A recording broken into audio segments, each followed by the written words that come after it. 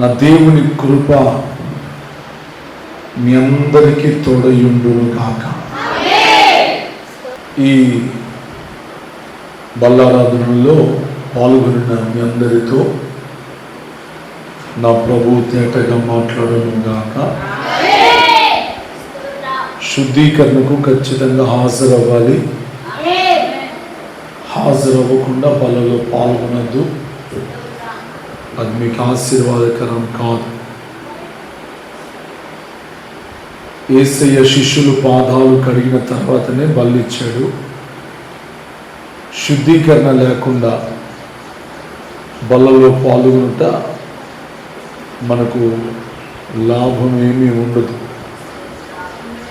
దేనినైనా పోగొట్టుకోవాలి కానీ శుద్ధీకరణ కోరికలను పోగొట్టుకోకూడదు. కనుక శుద్ధీకరణ కూటాలు అది మన జీవితాలలో మనకు లోతైన ఆశీర్వాదాన్ని, లోతైన పశ్చాత్తాపాన్ని, లోతైన పరిశుద్ధతను కలుగజేస్తాయి. కనుక ప్రతి ఒక్కరు కూడా హృదయంలో దేవుని వాక్యాన్ని కలిగి బలలో పాల్గొంటే అది దేవుని చేత దీవించబడే కార్యముగా ఉంటుంది. హల్లెలూయా. మంచిది బిడ్డలారా, దేవుని వాక్యాన్ని నేర్చుకుందాం. ప్రతి కుటుంబము కూడా ఆయన చేత కట్టబడుతుంది. ఆయన కట్టిన కుటుంబం పేరుకే కాదు, వారి ప్రవర్తన కూడా ఆశీర్వాదకరంగా ఉంటుంది. చాలామంది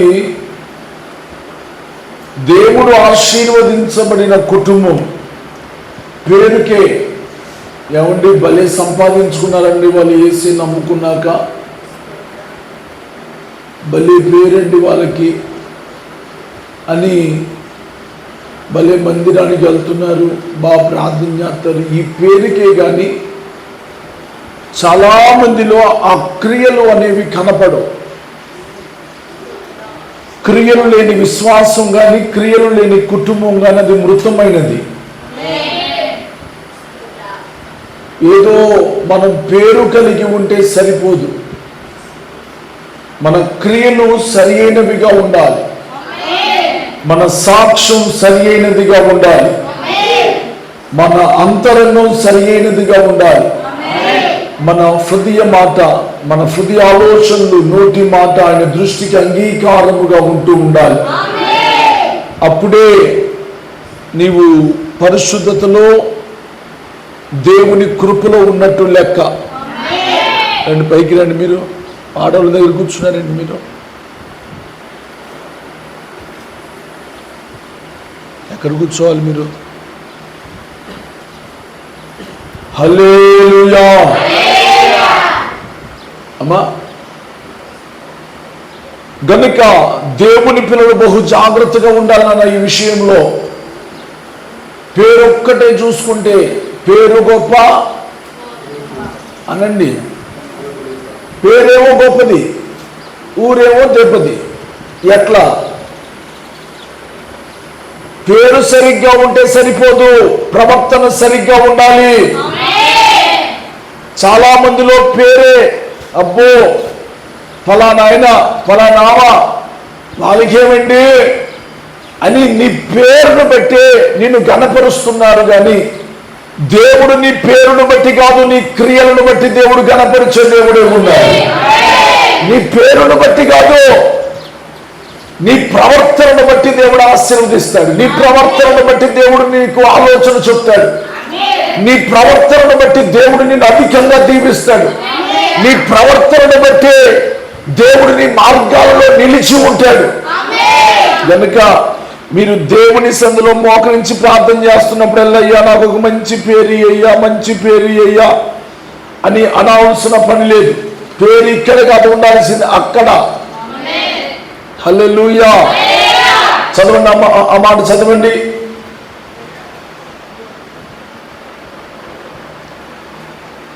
ప్రకటన పుస్తకం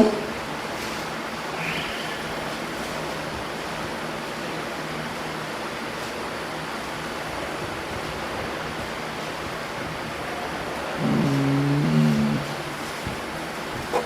3వ అధ్యాయం 12వ వచనం.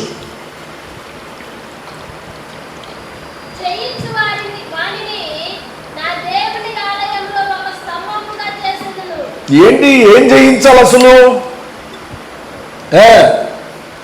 చాలా మందిలో ఉన్న అహాన్ని జయించలేకపోతున్నారు. దేవుని పిల్లలు అహాన్ని, గర్వాన్ని దేన్ని బట్టి వస్తుంది? ఆ గర్వం అంటే డబ్బును బట్టి, కులాన్ని బట్టి, ప్రాంతాన్ని బట్టి, పలుకుబడిని బట్టి గర్వం వస్తుంది. కానీ ఎవరి గర్వం వారిని తగ్గిస్తుంది నాన్న. అది ఆశీర్వాదకరం కాదు అమ్మా. డబ్బును బట్టి వచ్చే పేరు, హోదాను బట్టి వచ్చే పేరు, కులాన్ని బట్టి వచ్చే పేరు నిలబడదు.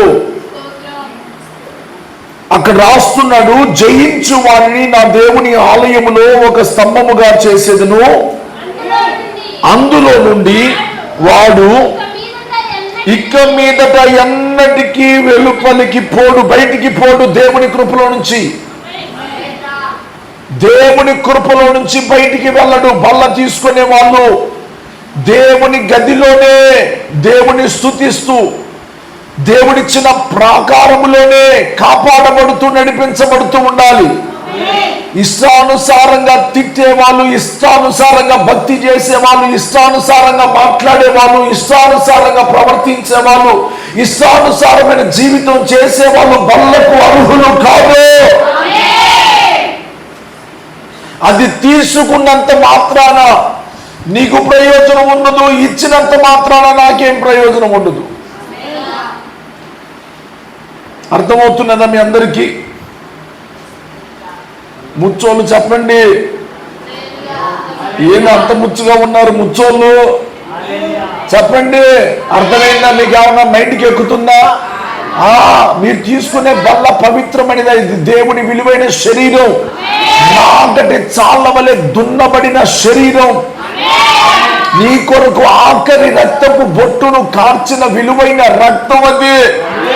నువ్వు ఏదో పలహారం లాగా చేయిజాపుతో ఇస్తే బాగుంటే, ఇస్తే తీసుకుంటే బాగుంటే, అది నాకు ఆరోగ్యం బాగుంటుంది అనుకుంటావు, నీకు దరిద్రం పెట్టింది అది. నువ్వు తీసుకునే బల్ల నీకు శాపం కాకూడదు. నువ్వు దేవుని బల్లలోనికి నువ్వు పాల్గొంటున్నావు. బైబిల్లో రాయబడి ఉన్న మాట, వాడు ఆ ముక్క పుచ్చుకొనగానే సైతానుడు వాడిలోనికి ప్రవేశించాడట. ఎందుకు ప్రవేశించాడు అనంటే వాడి పేరు, వాడి తీరు బాగోలేదు. నీ పేరు బాగోలేకపోయినా, నీ తీరు బాగోలేకపోయినా, నీ ప్రవర్తన బాగోలేకపోయినా, నువ్వు తీసుకునే బల్ల నీకు క్షేమాన్ని కలగ చేయదు. నీకు దేవుడిచ్చిన నీ సంఘములో నీకు ఒక మంచి సాక్ష్యం ఉండాలి. సేవకుని దగ్గర నీకు ఒక మంచి సాక్ష్యం ఉండాలి. నీ తోటి వారి నీకు ఒక సాక్ష్యం ఉండాలి. నీ చుట్టుపక్కలతో నీకు ఒక సాక్ష్యం ఉండాలి. ఏ సాక్ష్యం లేకుండా నువ్వు బల్ల తీసుకుంటే అదేదో వస్తుంది మూట పైనుంచి అంటే కుదరదు. లేదు, దేవుడు దానికి ఒప్పుకోడు. చదవండి, వాడు ఆ ముక్క పుచ్చుకొనగానే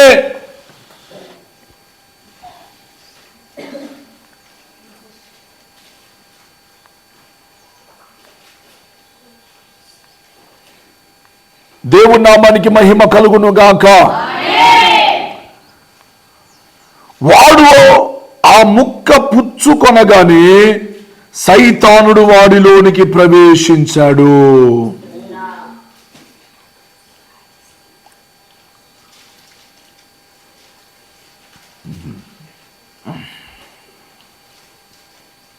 యోహాను సువార్త 13వ అధ్యాయం 27వ వచనం. వాడు ఆ ముక్క పుచ్చుకొనగానే సాతాను వాడిలో ప్రవేశించెను. యేసు చేయుచున్నది త్వరగా చేయమని వాడితో చెప్పగా ఆయన ఎందు నిమిత్తం అతనితో అలాగూ చెప్పెను. అది భోజనముకు కూర్చుని వారిలో ఎవరికి తెలియలేదు. స్తోత్రం చెప్పండి గట్టిగా. అమ్మా, దేవుడు బల్లారాధన జరుగుతుంది అక్కడ. భోజన కార్యం. ఎవరు మాట్లాడేది? మాట్లాడకూడదు. స్తోత్రం. బల్లారాధన జరుగుతుంది. బల్లారాధన జరుగుతూ ఉంటే దేవుడు ఒక రొట్టెను ముంచి వాడి నోట్లో పెట్టారట. అది పెట్టగానే సైతానుడు ప్రవేశించారట. ఎంత దారుణం చూడండి. మీరు తీసుకునే బల్ల మీకు క్షేమం, మీరు తీసుకునే బల్ల వలన మీకు ఆరోగ్యం, మీరు తీసుకునే బల్ల మీకు నిత్య జీవం, eternal life, eternal glory. You are going to enter into the glory of God. దేవుని మహిమలోనికి ఈ బల్ల ద్వారా మనం ప్రవేశించబోతూ ఉన్నాం. మరి దానికోసం దేన్నైనా వదిలిపెట్టుకోవాలి. మరి ఆమేన్, ఆమేన్, ఆమేన్, ఆమేన్. నా మాట మీకు అర్థమైందా? దానికోసం దేన్నైనా వదిలిపెట్టుకోవాలా? అయ్యా, నా గర్వాన్ని వదిలిపెడతాను దానికోసం, నా అహంభావాన్ని వదిలిపెడతాను దానికోసం, ఆ రాజ్యం కోసం. నా నిర్లక్ష్య స్వభావాన్ని వదిలిపెడతాను ఆ రాజ్యం కోసం. ఈ లోకంలో ఏముంది? ఏముందమ్మా? ఎన్నాళ్ళు బతికినా ఏముంది? ఏముంది ఈ లోకంలో? అంతా వ్యర్థమయ్యా. స్తోత్రం. ఏముంది? అంత వ్యర్థం, అంత శూన్యం. శ్రేష్టమైనది మనకు అక్కడ దాచిపెట్టబడి ఉన్నది బిడ్డలారా. దాని కొరకు సిద్ధపడాలి, దాని కొరకు ఎదురు చూస్తూ ఉండాలి. ఇక్కడ పేరే చూసుకుంటున్నారు చాలా మంది. ఇక్కడ పేరే, ఇక్కడ ఘనంగా బతకాల. మరి అక్కడ సంగతి ఏంది? అక్కడికి పోవాలి కదా. అమ్మా చదవండి ప్రకటన 3:12. జయించు వానిని నా దేవుని ఆలయములో ఒక స్తంభంగా చేస్తాను.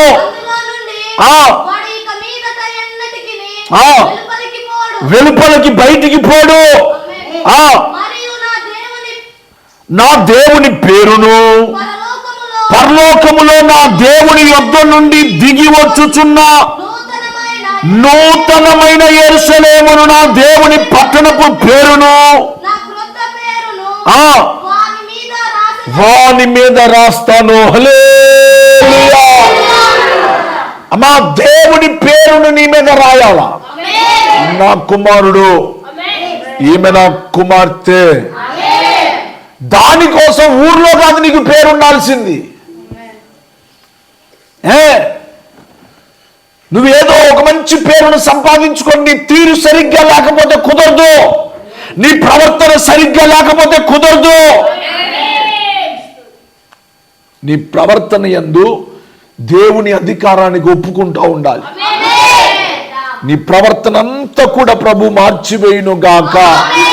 హల్లెలూయా. చాలా మంది రోజుకు ఒక రకంగా మారుతారు, ఆదివారానికి ఒక రకంగా మారుతారు. ఈ రోజు ఉండే భక్తి రేపు ఉండదు, ఈ వారం ఉన్న భక్తి రేపు వారం ఉండదు. చూడండి, ఈ వారం తెల్లబట్టలు వేసారా, వచ్చే వారం చూసుకోండి, ఇంకా చూడు ఉండదు. అంత భక్తి అంటే వేషం అయిపోయింది. సరదా సరదా. భక్తి అంటే వేషం. ఏదో నమ్మిస్తున్నారు, ఏసైని ఉబ్బిస్తున్నారు, గాలి కొడుతున్నారు ఏసైకి. అమ్మా, వేషలునైనా క్షమిస్తాడు కానీ వేషధారులను క్షమించడు. దేవుని సన్నిధికి వచ్చినప్పుడు నీ ప్రవర్తన సరిగ్గా చూసుకోమన్నాడు యేసయ్య. నీ ప్రవర్తన యందు దేవుని అధికారానికి ఒప్పుకోవాలా? నీ ప్రవర్తనకి దేవుడి అధికారిగా ఉండాలా? అంతేగాని నీకు ఇష్టం వచ్చినట్లుగా నడిచి, నీకు ఇష్టం వచ్చినట్లుగా ప్రవర్తించి, నీకు ఇష్టం వస్తే బల్లారాధనప్పుడు తెల్లసీర కడుతూ నువ్వు, లేకపోతే లేదు. ఆదివారం వస్తే తెల్లబట్ట నీ ఒంటి మీదకు రాదు. కోట అంటే తెల్లని వస్త్రం నీకు గుర్తు రాదు. ఎప్పుడు గుర్తొచ్చింది నీకు? ఆదివారం. ఆదివారం కూడా కాదు, కొంతమంది భక్తులు మహానుభావులు ఉన్నారు. అమ్మా, ఇది జీవితాంతపు మాల. మాలను పక్కన పెట్టి తిరుగుతున్నారు మీరు. ఇది జీవితాంతపు మాల. ఏ మాల? 40 రోజుల మాల కాదు ఇది. అర్థమవుతున్నదా? మీకు అర్థం కావాలా? అర్థమైతేనే మీరు బతుకుతారు. మా దండం పెట్టి చెప్తా ఉన్నా, దేవుని అధికారం ఒకటి ఉన్నది, దేవుని యొక్క ఆలోచన ఒకటి ఉంది, దేవుని యొక్క మార్గం ఒకటి ఉంది. ఆ మార్గములో ప్రవేశిస్తేనే నీకు మేలు, లేకపోతే కీడే, లేకపోతే నష్టాలే. దేవుని సన్నిధి అనంటేనే, దేవుని సన్నిధానానికి వస్తూ ఉండగానే తెల్లని వస్త్రం, అది యూనిఫామింగ్ అంతే. అది యాడుంది అంటావేమో బైబిల్లో, ఆ చివరి నుంచి ఈ చివరి వరకు అన్ని తెల్లని బట్టలే.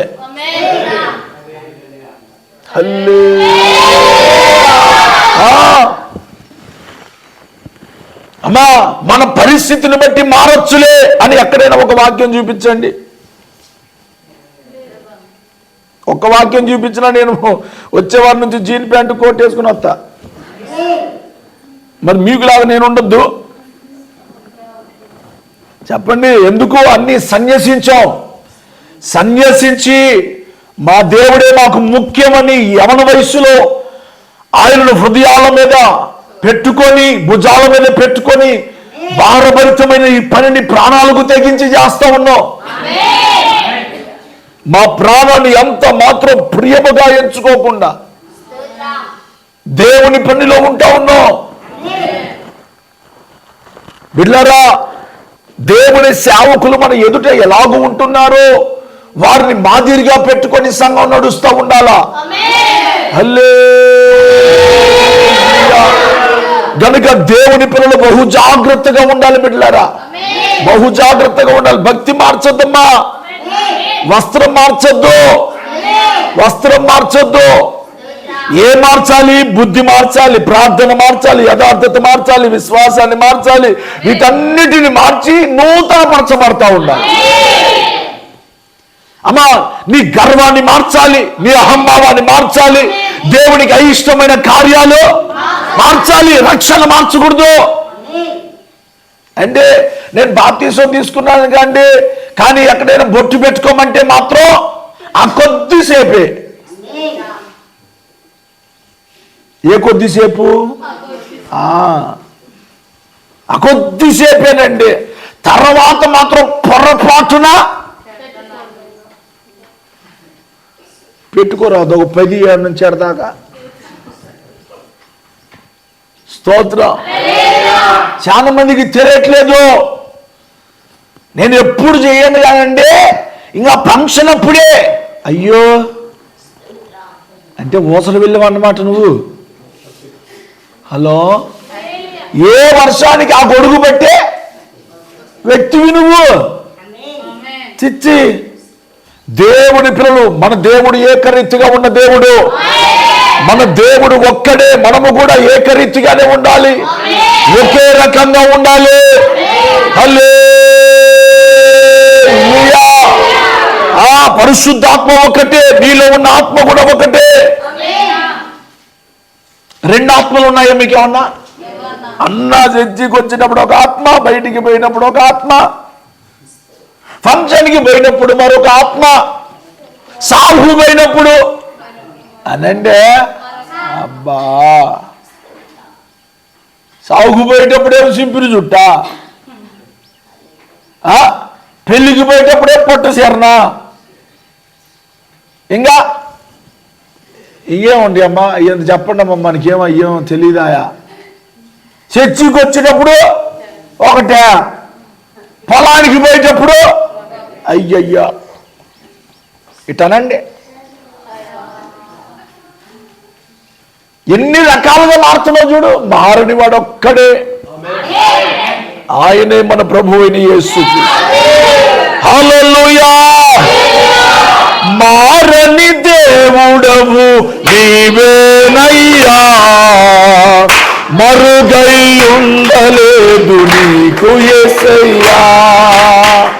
మారని దేవుడవు,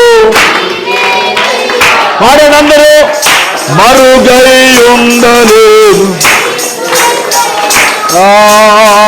శ్రమలైనా వ్యాధి బాధలైనా వ్యధలైనా సుడిగుండాలైనా మరుగై ఉండలేదు నీకు యేసయ్యా, మరుగై ఉండలేదు నీకు యేసయ్యా, మారని దేవుడవు నీవేనయ్యా, మరుగై ఉండలేదు నీకు యేసయ్యా. హల్లెలూయా. మారని దేవుడైనా దేవుని పిల్లలు కూడా మారద్దు. ఈ వారం తెల్ల బట్టలు ఇంకా మారమాకండి. మీ పక్కన వాళ్ళు చెప్పు, వచ్చే వారంకెల్లా మళ్ళా కుక్క పిల్లవో పంది పిల్లవో నక్క పిల్లవో గామాకని చెప్పు. కుక్క పిల్లవో పంది పిల్లవో అవి అనండి. హలో, వచ్చే వారం చూపిస్తా మీకు. ఏంది అది? కుక్క పిల్లలు ఎవరు? అది రావాల్సింది. కుక్క పిల్లలు ఎవరా, పంది పిల్లలు ఎవరా, నక్క పిల్లలు ఎవరా, అది మీకు చూపిస్తా. అంటే వచ్చే వారానికి వేస్తాలే, పై వచ్చే వారం కూడా చూపిస్తా, ఈ సంవత్సరం అంతా చూపిస్తా.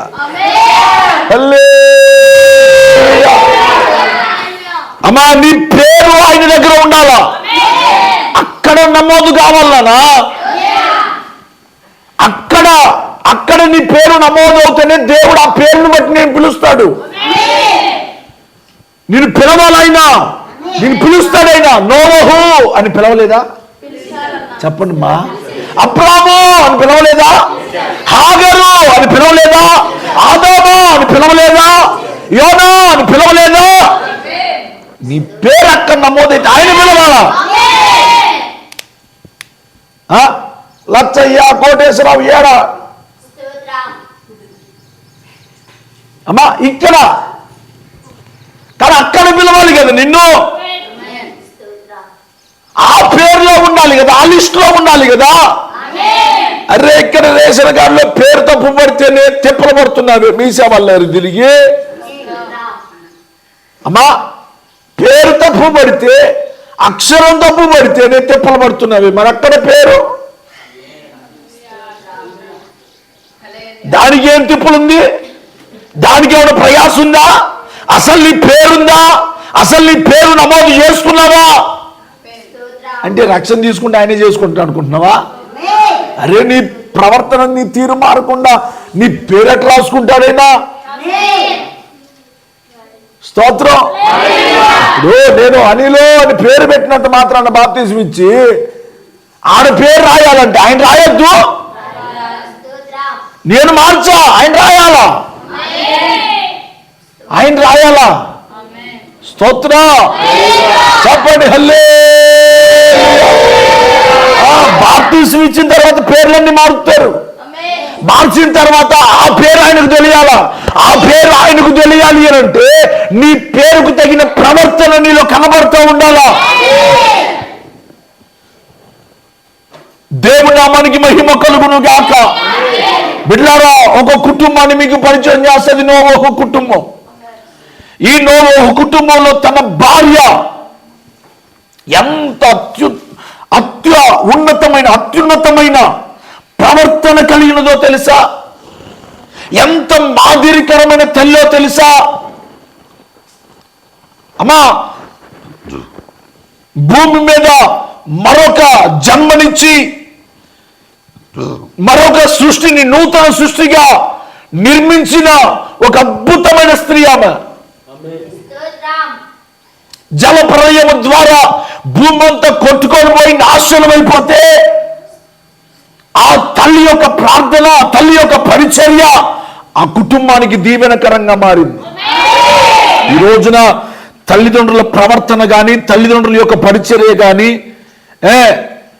పిల్లలకు దీవెనకరంగా లేదు. ఎందుకు అనంటే అసలు ఆ పరిచర్య మీద ధ్యాస లేకుండా ప్రవర్తిస్తున్నారు చాలా మంది. అమ్మా, పరిచర్య మీద ధ్యాస లేదు. అందుకనే దేవుని స్వరం కుటుంబంలో లేదు. అందుకనే చాలా మంది కుటుంబాల్లో అపస్వరాలు, తగాదా స్వరాలు, అనుమానపు స్వరాలు, కోప స్వరాలు. దేవుని ఆత్మ ఎక్కడ ఉంటుందో అక్కడ స్వతంత్రం ఉంటుంది బిడ్డ. హల్లెలూయా. చదవండి ఆదికాండం 6వ అధ్యాయం 8వ వచనం. నేను అబ్రహాము ఇస్సాకు యాకోబులకు ఇచ్చెదనని చెయ్యి ఎత్తి ప్రమాణము చేసిన దేశములోనికి మిమ్మును రప్పించి దాన్ని మీకు స్వాస్థ్యముగా ఇచ్చెదను. నేను యెహోవానని చెప్పమనగా మోషే ఇశ్రాయేలుతో అలాగు చెప్పెను. ఎంత చదువుతున్నారా? ఆదికాండం. నువ్వే అయ్యో అనుకుంటూ ఇంకెవడు అనకుండా 6వ అధ్యాయం 8వ వచనం. అయితే నోవహు యెహోవా దృష్టి యందు, మా స్తోత్రం చెప్పండి గట్టిగా, యెహోవా దృష్టి యందు. అది ఇది సార్ భక్తికి ఉన్న క్వాలిటీ. భక్తికి ఉండాల్సిన క్వాలిటీ ఇదే.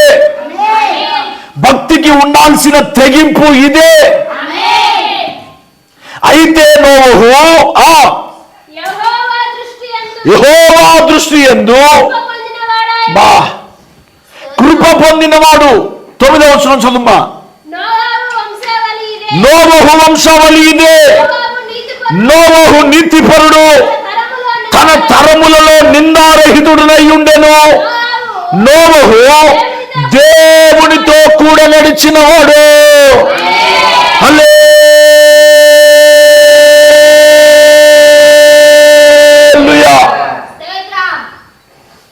అమ్మా ఎంత అద్భుతమైన సాక్ష్యం. నోవహు భార్య పేరు రాయబడలేదు కానీ ఆమె ప్రవర్తన అందరికీ మాదిరికరమైనది బిడ్డ. ఆమె ప్రవర్తన అందరికీ మాదిరి. నేటి క్రైస్తవ ప్రపంచానికి మాదిరికరమైన ఒక అద్భుతమైన స్త్రీ. Praise the Lord. చెప్దాం హల్లెలూయా, హల్లెలూయా. 18వ వచనం చదవమ్మా. నీతో నా నిబంధన స్థిరపరచుదును, నీవును నీతో కూడా నీ కుమారులను, నీ భార్యయు, నీ కోడలను. స్తోత్రం చెప్పండి గట్టిగా. నోవహుకి మాట చెప్తే, నోవహు నువ్వు, నీ పిల్లలు, నీ కోడళ్ళు, నీ భార్య అందరూ ఓడలో ప్రవేశించాలి అని అంటే వెంటనే దేవుని పిలుపుకు లోబడి వెళ్ళిపోయింది పని చేయటానికి. దేనికి? పిలుపుకు లోబడి వెళ్ళింది. చాలా మంది పిలుపుకి ఇంకా లోపడట్లే, పిలుపుకు చాలా దూరంగా ఉన్నారు. చాలా మందికి చెప్పినా చేయటం చేత కావట్లేదు. పిలుపుకు దూరంగా బతకూడుతున్నాను, అది మీకు ఆశీర్వాదకరం కాదు. దేవుని పిలుపుకు, దేవుని మాటకు, దేవుని వాక్యానికి, దేవుని ఉపదేశానికి దూరంగా బతకద్దు. పిలుపుకు దగ్గరగా బతుకుతా ఉండాలి. వాక్యానికి దగ్గరగా బతుకుతా ఉండాలి. దేవుడు నాతో ఏం మాట్లాడుతున్నా అని, ఆదివారం ఎప్పుడు వస్తుందా అని కనిపెట్టుకుంటూ శనివారం నుంచే సిద్ధపడతా ఉండాలా. హల్లెలూయా. సిద్ధపడుతూ ఉండాలా. అమ్మా దేవుని యొక్క గుమ్మములోనికి, రాజ్యములోనికి ఎవరు ప్రవేశించారు అని అంటే సిద్ధపడిన కన్యకలే కదా. మరి నువ్వు సిద్ధపడకుండా ఉంటే ఏ ప్రయోజనం? ఏం సిద్ధపడాలి? నీ బుద్ధి సిద్ధపడాలి, నీ ప్రవర్తన సిద్ధపడాలి, నీ ఆలోచనలు సిద్ధమవ్వాలి. Praise the lord. సిద్ధం అంటే ఏదో సూటు బూటేసు ఈ కాదు. ఇది ఎవరైనా సిద్ధపడతారమ్మా? ఊరుకు పోవాలని సిద్ధపడరన్నా? మరి ఇది కాదు సిద్ధపడు. నీ బుద్ధిని సిద్ధపరచుకోవాలి. బలం తీసుకునే వాళ్ళు, దేవుని ఆశీర్వాదాల్లోనికి ప్రవేశించాలి అని అనుకునే వాళ్ళు బుద్ధిలో స్థిరముగా బుద్ధిని సిద్ధపరచుకుంటూ, జ్ఞానాన్ని సిద్ధపరచుకుంటూ, నడతలను సిద్ధపరచుకుంటూ, మార్గాలను సిద్ధపరచుకుంటూ దేవుని కృపలో సాగిపోతూ ఉండాలా. హల్లెలూయా. సిద్ధపరుచుకున్నారు, జ్ఞానాన్ని సిద్ధపరుచుకున్నారు, వారి ఆలోచనలు సిద్ధపరుచుకున్నారు, వారి మార్గాన్ని సిద్ధపరుచుకున్నారు. ఇప్పటిదాకా తిరిగిన వాళ్ళ కాళ్ళకు కట్టుబాటు కలిగి కాళ్ళకు సంఖ్యలు వేసుకొని దేవుడు చెప్పాడు, దేవుడి పిలుపుకు మనం దగ్గరగా ఉండాలి అని చెప్పి ఆ కుటుంబం అంతా ఓడలో ప్రవేశించారు. రా, ఇది రక్షణ ఓడ, ఇది ప్రాకారము కలిగిన ఓడ, ఇది నాశనములో నుండి తప్పించే ఓడ, ఉగ్రత నుండి తప్పించే ఓడ ఇది. ఈ ఓడలో బతకాలి నువ్వు. ఆయన గద్దింపులో బతుకుతా ఉండాలా, ఆయన భయంలో బతుకుతా ఉండాలా. అదే నీకు ఒక ప్రాకారం. మన పిల్లలు చాలా చాలా దూరాలలో ఉన్నారు. వాళ్ళకి ఏంటి ప్రాకారం అంటే దేవుని వాక్యమే వాళ్ళకు ప్రాకారం. గద్దింపే వాళ్ళు నేర్చుకున్న ఉపదేశమే వాళ్ళకు ఒక ప్రాకారంగా నిలబడింది. మన పిల్లలు అంటారు, మన ఎవరి పిల్లలు, అన్నా ఎడన్నా సరదాగా నిలబడదామన్న భయం వేసిందన్నా, నువ్వే చూసినట్టు, నువ్వు గట్టిగా గద్దించినట్టు, ఏ నాడున్నో అని గద్దించినట్టు అనిపించి వెంటనే ఆ నుంచి చెక్అవుట్. హల్లెలూయా. వాక్యం గద్దించినట్టు. ఎక్కడ నువ్వు 10 నిమిషాలు నిలబడవన్నా నిలబడలేకపోతున్నావన్నా. Praise the Lord. దేవుని పిల్లలు దేవుని భయం కలిగి ఉండాలి. అదే వారికి ప్రాకారం, అదే వారికి దీవెన, అదే వారికి ఆశీర్వాదం. ఒక్కసారి కూడా ఆమె చెప్పట్లేదు. ఇప్పటికి కోట మొదలై కూడా గంట అవుతుంది. ఇందా నుంచి చూస్తున్నా, బాగు ముసిల్లాని అనుకున్నట్టు అనుకున్నాం ఆ తమ్మానికి. కోట మొదలై కూడా గంట అవుతుంది. ఒక్కసారి కానీ చెయ్యెత్తి కానీ నోరు తెచ్చి కానీ నువ్వంటే నాకు చాలా ఇష్టం అని అందరికీ తెలుసు. నా కన్ను నిన్నే చూచునని కూడా నీకు తెలుసు. నా కంటికి ఏది మరుగుగా ఉండదని కూడా తెలుసు నీకు. నువ్వేం చిన్నపిల్లవు కాదు. హల్లే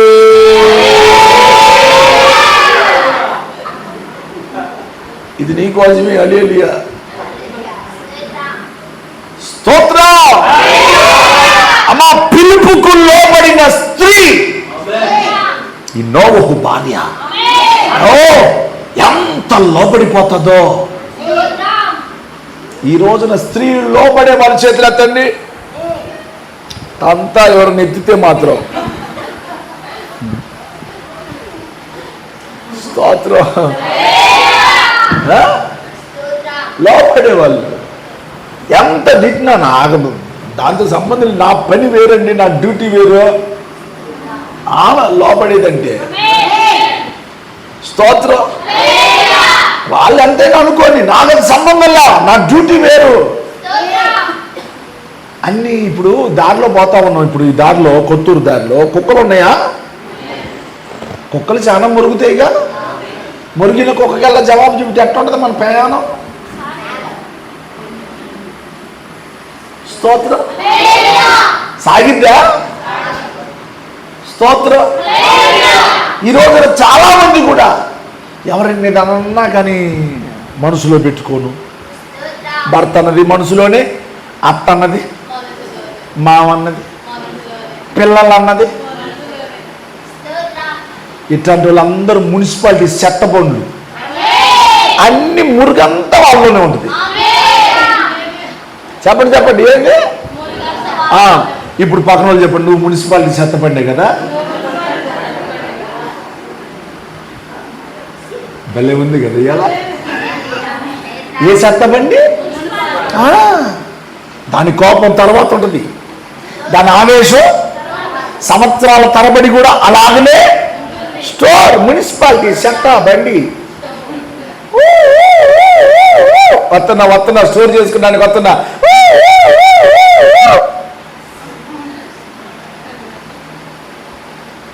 చాలా మందికి ఏదన్నా పట్టింపే, ఏదన్నా ఇంకా తిప్పలే.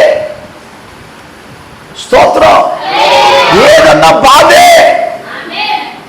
ఒక్క మాట చెప్తాను వినండి. ఈ స్తంభాలు ఇన్ని ఉన్నాయి, 7 స్తంభాలు దాకా ఉన్నాయి. అన్ని స్తంభాలకు రంగులేసి ఈ ఒక్క స్తంభానికి రంగు అయిపోతే అది అలిగిద్దా? గుద్దుతే మూతిపళ్ళు రావట్టాయి. అలిగిద్దా? అది అక్కడి నుంచి వెళ్ళిపోయిద్దా? వెళ్ళదు. ఎందుకు వెళ్ళదు? నా బాధ్యత వేరు, నా పని వేరు. నేను గుడారాన్ని నిలబెట్టేదాన్ని. స్తోత్రం చెప్పండి గట్టిగా. నా మీద ఒక బరువు ఉంది. నీ మీద ఒక బరువు ఉంటే నువ్వు తొలగిపో. నువ్వు అలిగి అమ్మగారింటికి ఏదో కాళ్ళగా కట్టుబాటు లేకుండా, బుద్ధికి కట్టుబాటు లేకుండా, ఏ బరువు బాధ్యత లేని బరిగోడ్లు మాత్రం పోతారు. అన్నీ నేనుగా ఇంకెవరు అంటారు. నిన్నంటే ఊకుంటావా నువ్వు? నన్ను కాబట్టి చూసి చూడకుండా వదిలిపెడతావు. కానీ ఏమా ఈ మాటే మీ అత్తగారికి మీ మామగారిగా బరిగొడ్డు అన్నదనుకో, అలా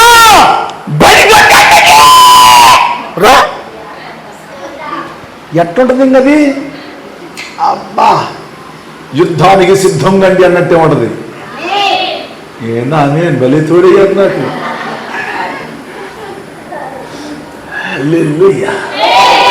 చెప్పండి. అమ్మా దేవుని పిలుపుకు దగ్గరగా బ్రతకన్నానా? ఈ నెల మీరు దేవుని పిలుపుకు దగ్గరగా బతికితే యుద్ధం ఆయన చేస్తాడు నీ పక్షంగా. నా మాట విననీయలేదు నువ్వు. నా మాట విననీలా. నా మాట చెప్పినాక మీరు ఆనందం చెప్పండి. అప్పుడు మీకు వాక్యం అందింది. స్తోత్రం. హల్లెలూయా. అమ్మా ఈ నెల ఆయన యుద్ధం చేయాలి, నీకు జయం ఇవ్వాలి. యుద్ధం ఆయనది, జయం నాది అనండి. అదే నోహు కుటుంబం పట్ల యుద్ధం ఎవరిది? ఏంది? అబ్బో పరిగెత్తు. స్తోత్రం చెప్పండి గట్టిగా. యుద్ధం ఎవరిది? ఆయనది. ఆయన యుద్ధం చేస్తున్నాడు. జయం ఎవరికి ఇస్తున్నాడు? బా పర్లేదు నాకు కూర్చో కూర్చో. ఎంతమంది ఎందుకు ఒకదానికి? అమ్మా నీళ్ళు అని తీసుకొని పో. ఇంకొకరిని ఎందుకు పాటు చేస్తావు నువ్వు? స్తోత్రం చెప్పండి. హల్లెలూయా. యుద్ధం ఆయనది, జయం మనది అనందరూ మాట. ఎప్పుడో తెలుసా? నువ్వు పిలుపుకు దగ్గరగా బతుకుతున్నప్పుడు, నువ్వు వాక్యానికి దగ్గరగా బతుకుతా ఉంటే, నువ్వు ఉపదేశానికి దగ్గరగా బ్రతుకుతా ఉంటే, క్రమానికి దగ్గరగా బ్రతుకుతా ఉంటే యుద్ధం ఆయన చేస్తాడు, జయం నీ కలుగు వేస్తాడు. స్తోత్రాలు చెప్తూ అభిషేకంతో నింపబడి ఆనందించండి. జగత్తులో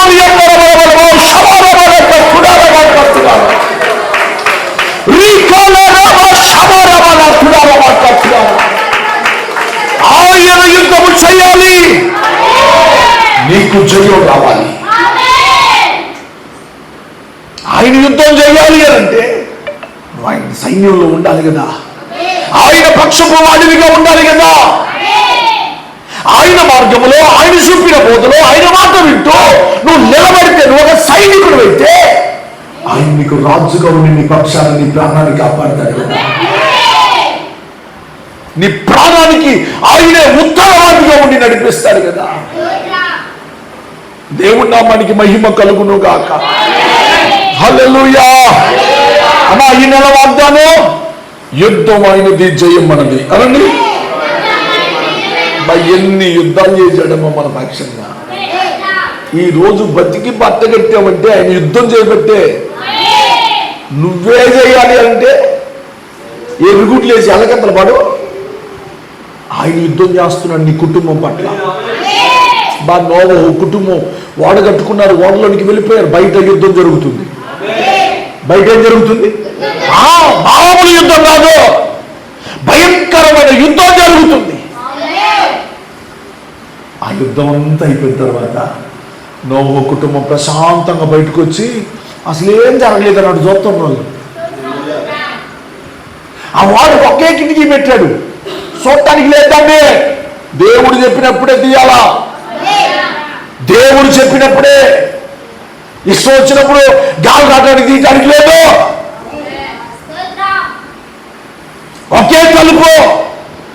ఆ తలుపుకు దేవుడే తాళం ఒత్తుకున్నాడు. మళ్ళా ఒకే తలుపు, ఒకే రక్షణ, ఒకే రక్షణ, ఒకే రక్షణ. దాని అర్థం అది. తలుపు అంటే రక్షణ. నీ జీవితానికి రక్షణ ఒక్కటే. ఆ రక్షణకు దేవుడే తాళం బిగించాడు. దాని అర్థం లోపలరా, నువ్వు పక్కకుంటే నాకు ఏడ కనపడతావు, సొక్క కనపడుతుంటే ఏమో నారేసిందో అని చూస్తున్నాను నేను. నిన్నాడ పారేసిన సంగతి నాకేడ తెలుసు. హల్లే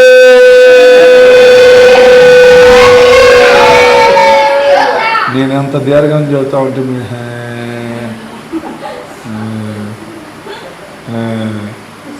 చెప్పు బారుగా.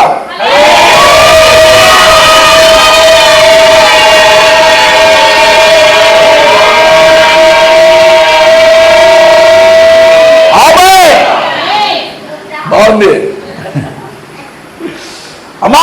రక్షణ అనే తలుపుడికి ఇచ్చాడు, వేసేవాడిని తాళం వేశాడు.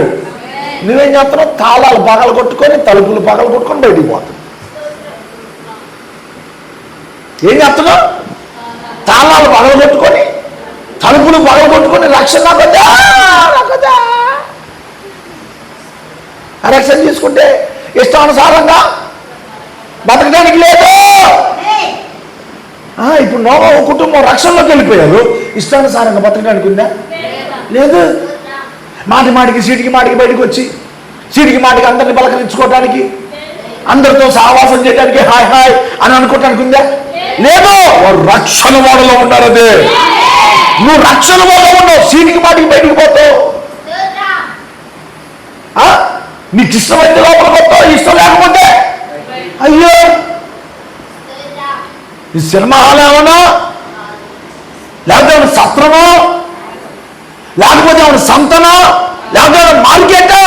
నీకు ఇచ్చిన రక్షణ విలువైనది. నీవు నాకిచ్చిన ఈ రక్షణ దుఃఖము పుట్టించదు.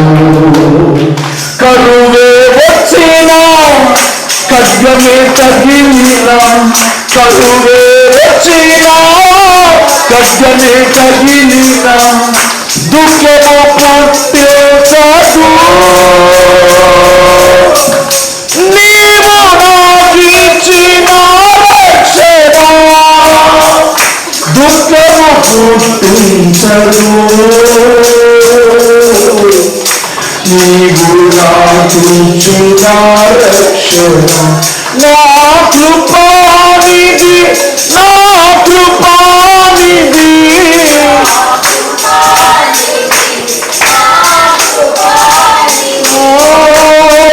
నీవు నాకిచ్చిన ఈ రక్షణ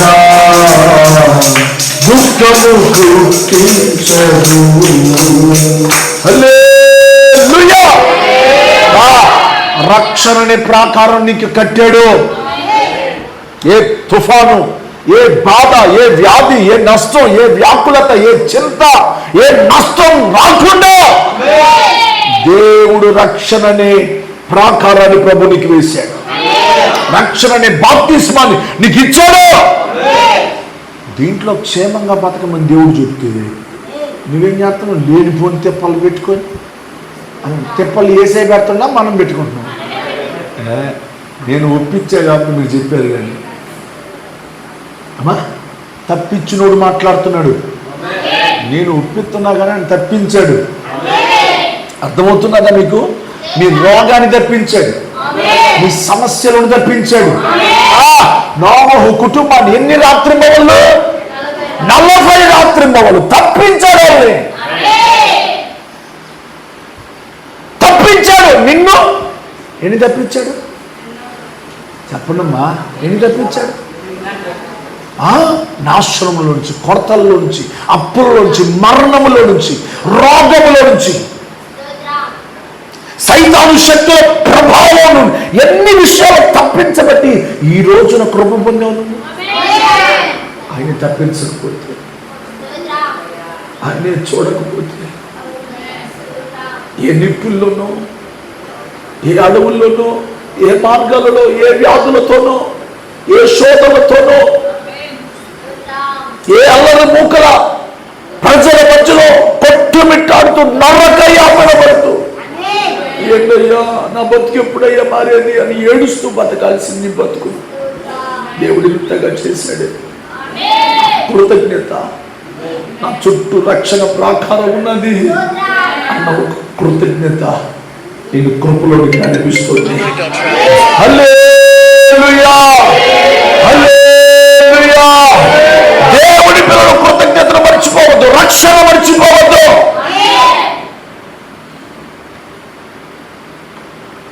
ప్రైజ్ ది లార్డ్. చెప్పండి హల్లెలూయా. దేవుడి పిలుపుకు 7వ అధ్యాయం 1వ వచనం మాదిగాను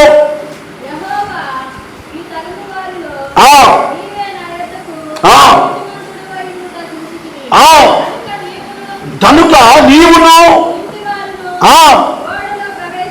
స్తోత్రం చెప్పండి గట్టిగా. అమ్మా, ఈ కుటుంబం అంతా కూడా దేవుని పిలుపుకు లోబడుతున్న కుటుంబం. మీ కుటుంబాలన్నీ కూడా దేవుని పిలుపుకు లోబడతా ఉండాలన్నా, అదే నీ రక్షణకు అర్థం. నువ్వు దేవుని పిలుపుకు లోబడుతుంటేనే నువ్వు రక్షణలో ఉన్నట్టు. అమ్మా, ప్రతి వారం ప్రతిసారి దేవుని వాక్యానికి నువ్వు చోటిస్తున్నావు అనంటే, దేవుని వాక్యం వినటానికి నువ్వు పరిగెత్తుతున్నావు అనంటే, దేవుని వాక్య ప్రకారం జీవిస్తున్నావు అనంటే, అది నువ్వు తీసుకున్న రక్షణతో ముడిపడి ఉంది.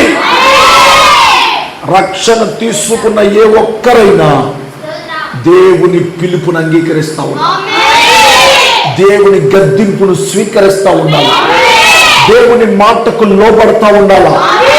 అది నువ్వు రక్షణ తీసుకున్నట్టు. ఎదిరిస్తే నీ రక్షణ లేదు అని అర్థం. ఎదిరించకూడదు. ఎదురాడే ఆత్మ సైతాన్ ఆత్మ. లూసిఫర్ ఎదిరించాడు, ధిక్కరించాడు, దేవుని వాక్యాన్ని ధిక్కరించాడు, దేవుని మాటను ఆయన చెప్పేదేది మాకు, ఆయన చెప్పినట్టు అడుగుతుంది మాకు అని చెప్పి లూసిఫర్ దేవుని మాటను ధిక్కరించి తిరిగినందుకు దేవుడు తోసేలేదా? తోసేయలేదా? Praise the Lord. ధిక్కరించదు. దేవుని మాటను ధిక్కరిస్తూ దేవుని సన్నిధిని వదిలిపెట్టుకొని తిరుగుతున్నావు అని అంటే నువ్వు రక్షణను పక్కన పెడుతున్నావు, రక్షణ తలుపులు బద్దలు కొడుతున్నావు, రక్షణ తాళాన్ని బద్దలు కొడుతున్నావు. దొంగ ప్రవేశించే అవకాశం ఉంది, కీడు ప్రవేశించే అవకాశం ఉంది, నష్టము ప్రవేశించే అవకాశం ఉంది, దుఃఖము ప్రవేశించే అవకాశం ఉన్నది, వ్యాకులతలు ప్రవేశించే అవకాశం ఉన్నాయి. హల్లెలూయా. దేవుని వాక్యము రక్షణలో ఉన్న వారిని గురించి మాట్లాడుతూ అంటది, కంచె కొట్టు వారిని పాము కలుస్తుంది. కంచె కొట్టుకోమాక, తాళ పగలు కొట్టుకోమాక. ఈ ఉదయకాల సేవలో నా తాళాన్ని నేను పోగొట్టుకున్నానయ్యా, పగలు కొట్టుకొని తిరుగుతున్నాను, తలుపులు పగలు కొట్టుకొని తిరుగుతున్నాను.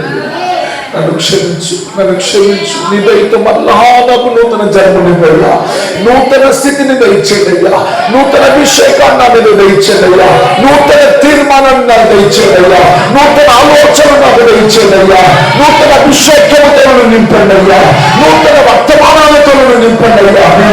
నీ హృదయం ఈ పూట దేవుని సొంతలో మొరపెట్టగలిగితే నీ మనవిని విన్న తండ్రి నీ కొరకు మళ్ళా తాళమును తీసి లోపలికి తీసుకుంటా పోతావు. నేడే రక్షణ దినం, నేడే అనుకూలమైన సమయం, రేపు నీది కాదు.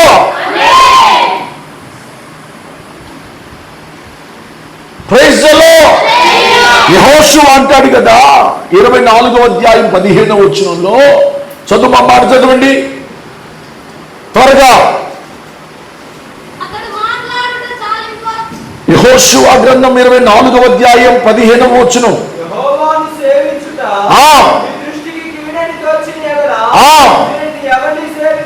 మీరు ఎవరిని సేవిస్తారో మీ ఇష్టం, మీరు పోతే పోండి నేను రాను అన్నామా? అది రక్షణ. మీరు పోండి నేను రాను. ఇక్కడ అంటున్నాడు యెహోషువ, యెహోవాను సేవించుట మీ దృష్టికి కీడని తోచిన. ఒకవేళ యేసేని గురించి తెలియక నువ్వు అట్లా మాట్లాడుతున్నావేమోనమ్మా, కానీ మరణంలో నుంచి తప్పించిన నా దేవుడు ఎవరు నాకు తెలుసు. నాశనం నుండి తప్పించిన దేవుడు ఎవరో నాకు తెలుసు. వ్యాధుల నుంచి తప్పించిన దేవుడు ఎవరో నాకు తెలుసు. నిందల నుంచి తప్పించిన దేవుడు ఎవరో నాకు తెలుసు. అమ్మ, మరణములో నుంచి జీవములోనికి నడిపించిన దేవుడు ఎవరో నాకు తెలుసు.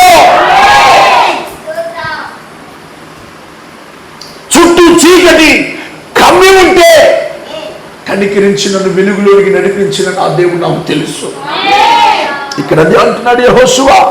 ఏమంటున్నాడు అనంటే, యెహోవాను సేవించుట, ఇదిగో యెహోవాను సేవించుట మీ దృష్టికి కీడని తోచిన ఎడల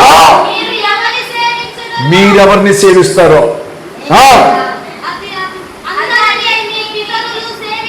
మీరు, నేను చదువుతాను వినండమ్మా, మీరు ఎవరిని సేవించదురో నది అందరినీ మీ పితరులు సేవించిన దేవతలను సేవిస్తారు. అమోరీయుల దేశమున మీరు నివసించుచున్నారే, వారి దేవతలను సేవించుదురు. నేడు మీరు కోరుకోండి. మీ ఇష్టం, మీ ఇష్టం. మీరెక్కడికి పోతే అది మీ ఇష్టం. హల్లెలూయా, హల్లెలూయా. మీ ఇష్టం. అయితే ఇప్పుడు యెహోషువ అంటాడు, మీరెవరిని సేవింపగోరినను నేనును నా ఇంటి వారును యెహోవాను సేవించదము. చప్పలతో యేసుని స్తుతించండి.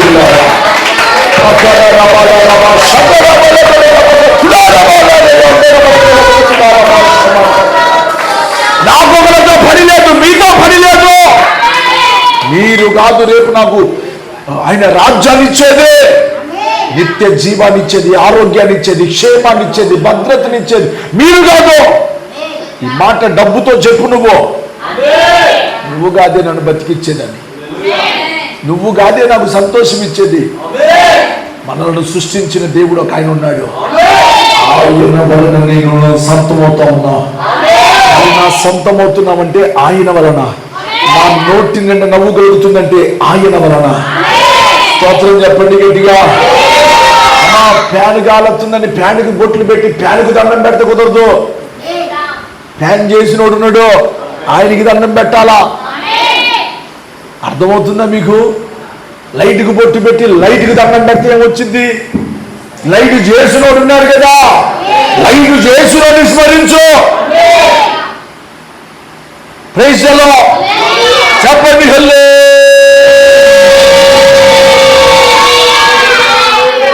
నీకు ఈ రక్షణ ఇచ్చిన దేవుణ్ణి స్మరించు. ఆయన గుండెలో పెట్టుకో.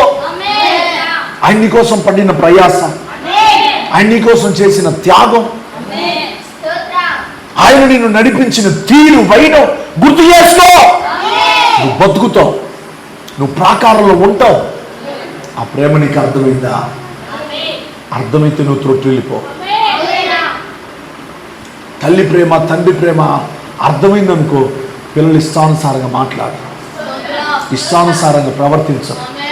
దైవ సేవకుని ప్రేమ నీకు అర్థమవుతుంది, నువ్వు ఇష్టానుసారంగా ప్రవర్తించు. ఆయన గద్దింపు నీకు అర్థమవుతే, ఆయన ఉపదేశం నీకు అర్థమవుతే, చిచ్చి నీ మనస్సులో చెడు అభిప్రాయం ఎంతో కూడా కలగదు, దురుద్దేశం కలగదు, చేదైన వేరు పుట్టదు, పులిపిండి రాదు.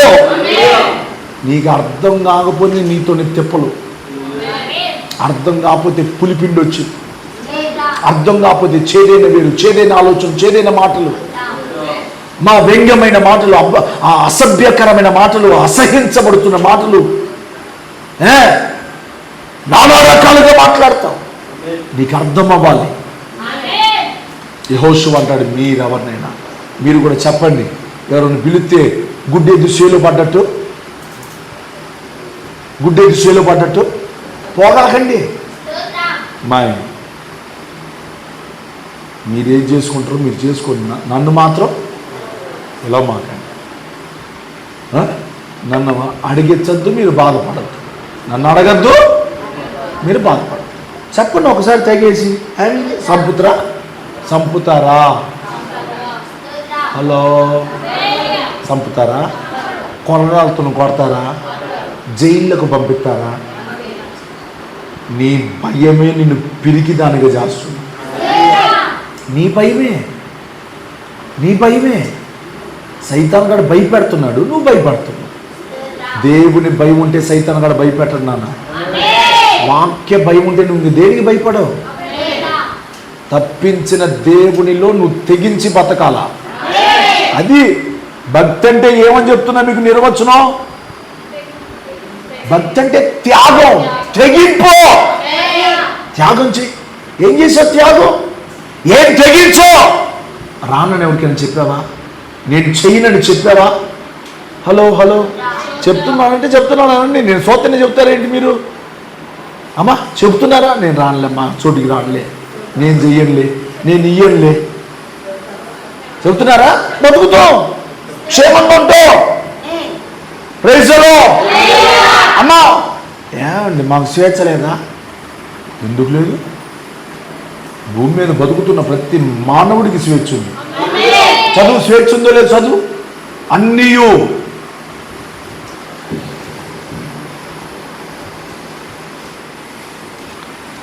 అన్నిటి యందు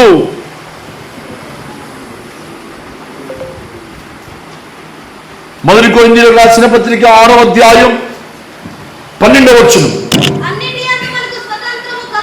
అన్నిటి యందు నాకు స్వాతంత్రము కలదు గాని. అది స్తోత్రం అనండి గట్టిగా.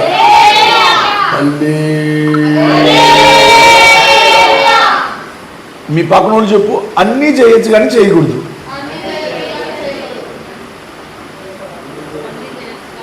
నేను ఎవరు చెప్పలే? చెప్పండి, పక్కన వాళ్ళు చెప్పండి. అన్నీ చేయొచ్చు కానీ చేయకూడదు. అది బాప్తిస్మం తీసుకున్నావు అనడానికి అర్థం. అన్నీ చేయొచ్చు. ఊరికి 24 గంటలు మీతో ఉంటున్నాను నేను. మీరేం చేస్తుండ్రు? కొంతమంది సంకనైలు ఉంటారు.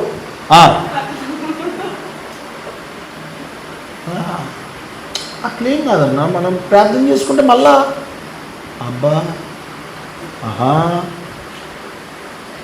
అమ్మా విషయం తాగు, మళ్ళీ కక్కు పోయిద్దే.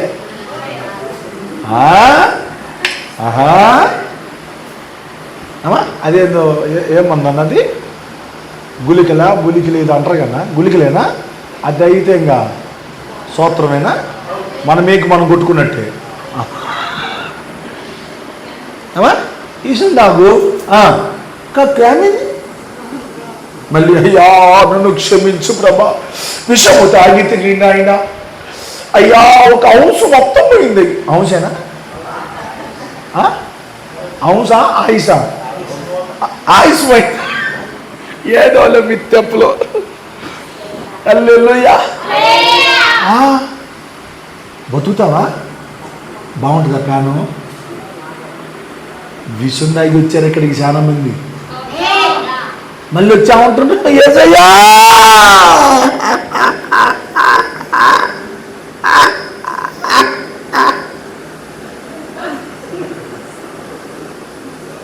అయ్యా తాగిండి అయ్యా, ఇజో తాగిండి అయ్యా, అయ్యా.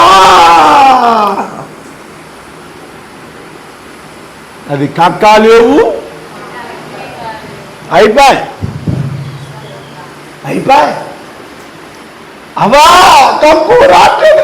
కక్కు రావట్లే. కాయలు మొత్తం తినది మంచిగా చక్కనమ్మ. ఏంటది? కాయలు తినది.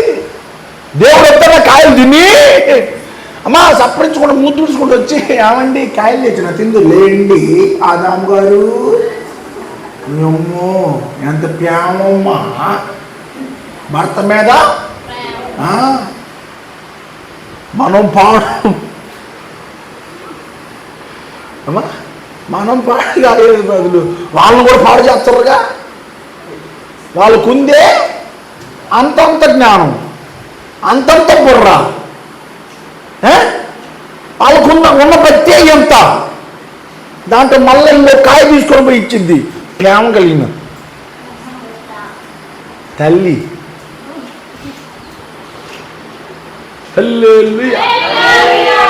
వద్దన్న పని చేసావు, మళ్ళా అది పోయి షోలో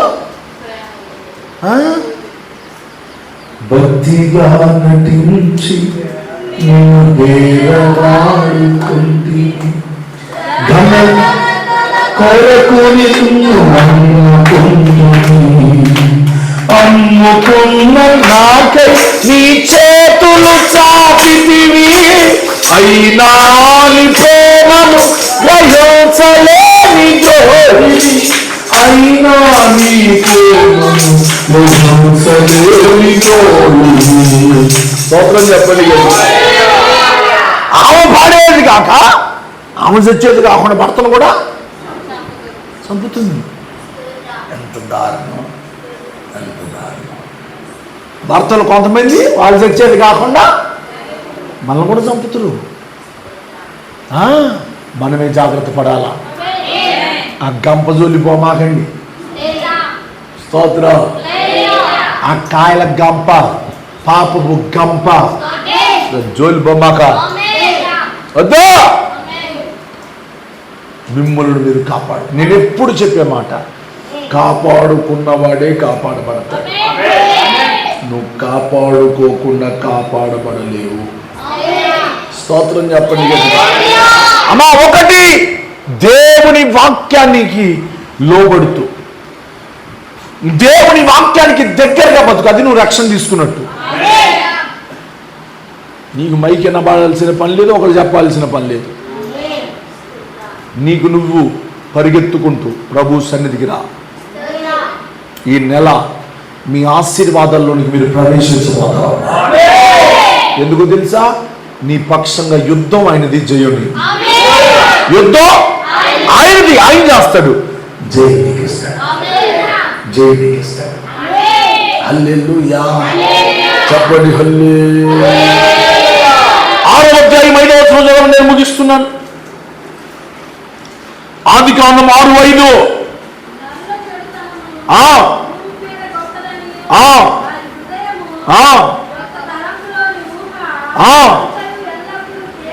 కేవలము చెడుగని యెహోవా చూచి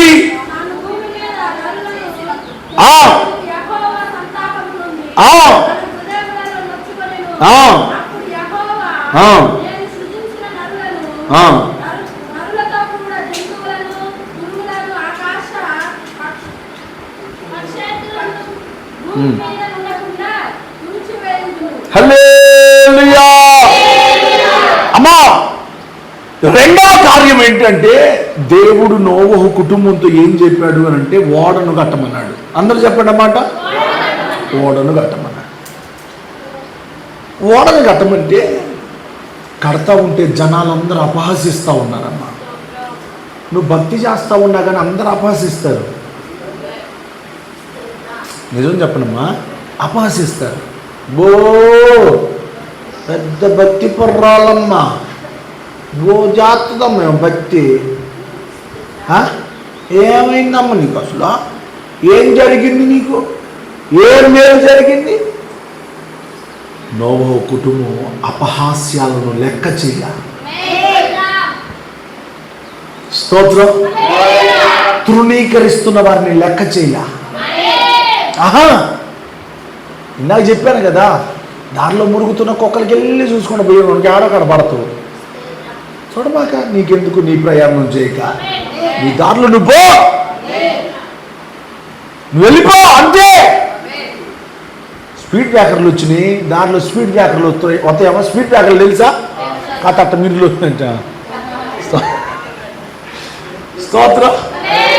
నువ్వు స్పీడ్ బ్రేకర్లు వస్తే అనిల్ స్పీడ్ బ్రేకర్లు అడ్డు వచ్చింది అనుకో, మళ్ళీ ఇంటికి వస్తావు నువ్వు, నాకు స్పీడ్ బ్రేకర్ అడ్డు వచ్చిందని ఏం చేస్తావు? వయసు అంతేనా? చిన్న అంతేనా? స్లోగా దాటి వెళ్ళిపోతాం. అంతేకాని నాకు స్పీడ్ బ్రేకర్ వేసిండాడు ఏంది? అరే, స్పీడ్ బ్రేకర్ అంటే నీ స్పీడ్కు బ్రేక్ వేసేదే స్పీడ్ బ్రేకర్. అర్థం? స్పీడ్ బ్రేకర్ అంటే ఏంది? స్తోత్ర. అమ్మా, స్పీడ్ బ్రేకర్ వేసానని చెప్పి ఇంటికి రావా? ఇప్పుడు కొత్తూరు దారి నిండా గోతులేనమ్మా, గోతి అడ్డు రాగానే ఇంటికి రావా? అనుకునే బాతు. మరి అపహాస్యం చేస్తూ ఉంటే, ఎవరైనా ఎత్తిడి చేస్తూ ఉంటే ఎందుకు మాత్రం, ఎందుకు భక్తి చల్లారిపోతుంది? అంటే అంత బలహీనరాలుగా, అంటే ఏం నేర్చుకోలేదు నువ్వు దేవుళ్ళో? ఎవరేదో అంటే పడిపోయే విశ్వాసి అంతకని నిలబడతాడు? ఎప్పటిదాకా నిలబడతాడు? ఎవరేదో అన్నారని భక్తి చేసేవాడు, కూలిపోయేవాడు, వాడి బతుకు గ్యారంటీ ఎంతవరకు ఇస్తారో చెప్పండి, మీరు చెప్పండి. నేను కాదులే, మీరు చెప్పండి అమ్మా. ఉందా గ్యారంటీ? ఉందా? ఎప్పుడు పడిపోతాడో, ఎప్పుడు రాలిపోతాడో, ఎప్పుడు జారిపోతాడో, ఎప్పుడు కూలిపోతాడో. పైకి వచ్చేయి. వచ్చావా?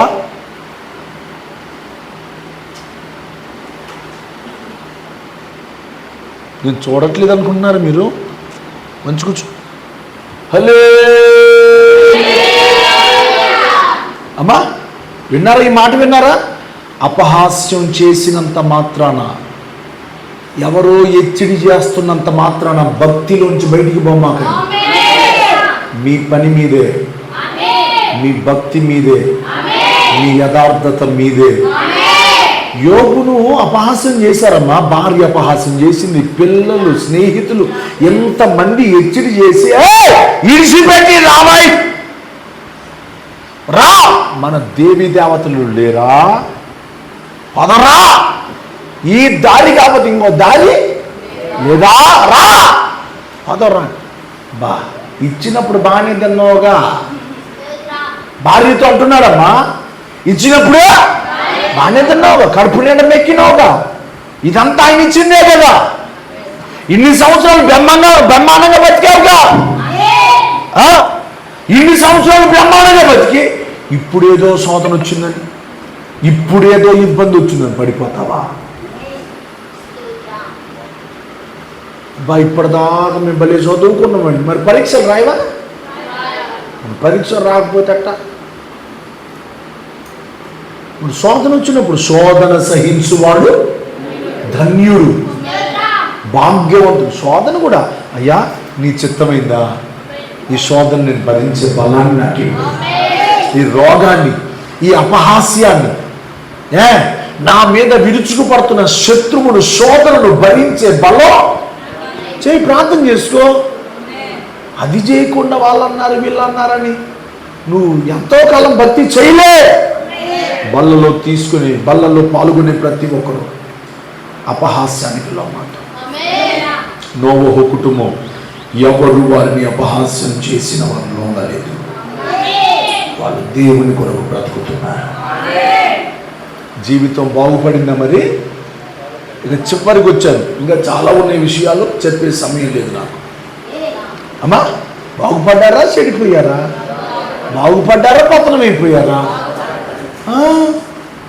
నోవహు కుటుంబం పోయి హరారాతు కొండ మీద నిలబడింది, ఉన్నతమైన అనుభవం. ఎట్టపోయింది?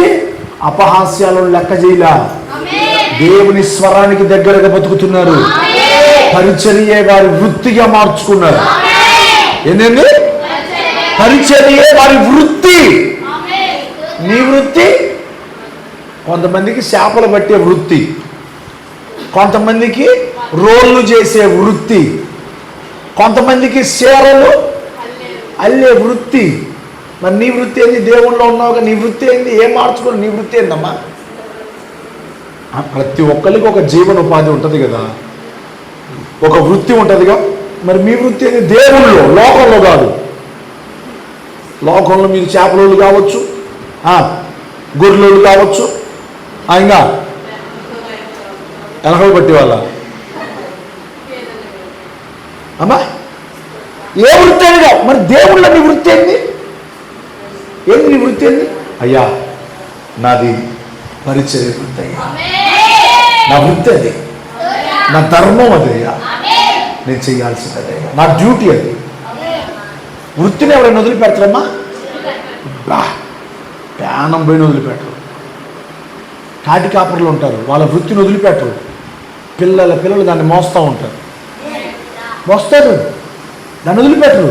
మరి నీ వృత్తిని మర్చిపోతున్నావు నువ్వు. నీకు ఒక వృత్తి ఉంది, మన వృత్తి లేని వాళ్ళం కాదు.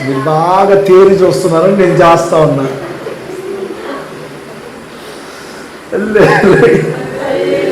ఎంత మంచి దొరికేస్తున్నారు. నా వృత్తి మరి ఇంకదే. కార్లో కూర్చొని ఇంక ఇదే సోత్రాం సోత్రాం సోత్రాం సోత్రాం సోత్రాం సోత్రాం సోత్రాం సోత్రాం.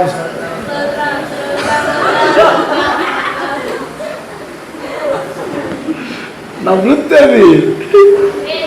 మీ వృత్తి అది.